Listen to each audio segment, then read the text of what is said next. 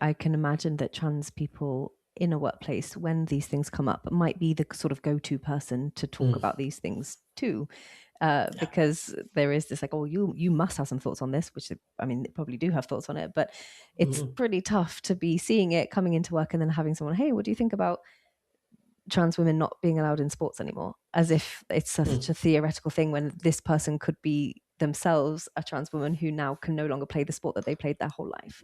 Uh-huh. And it's not just a fun topic to have a chat Mm. about. The burden falls on the trans person to explain all the Mm. time, and it's exhausting when you're already dealing with all of this. And so I Mhm. was wondering about what your thoughts are on how HR and managers can kind of think about that. Absolutely. It's kind of talking about the hidden cost of being hyper visible, right? So if Mm, somebody is out as trans or non-binary in the workplace, mm, sometimes what happens is the dynamic you were describing of people then reaching out to that person and kind of over relying on them to provide direction, give thoughts, considerations, solve things for cis people that mm, are kind of their own mental blocks rather than mm, something from the trans or non-binary person.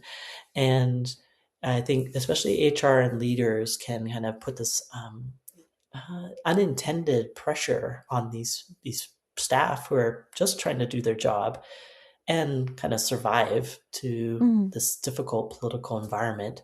And then on top of that, they also then need to, or sometimes feel the need to take that on because they don't want other trans people having the experiences they're having. So it's almost done out of a duty to others. Um, mm. it's coming from a community minded perspective, but it's kind of being over leveraged and underappreciated just how much that is for folks. Mhm. They become educators, spokespersons, defenders, even put into harm's way to be like, can you go talk to this person who's having an issue with a trans person in a Mm. washroom? Like, ah, Yeah, that's right. very problematic. Mhm.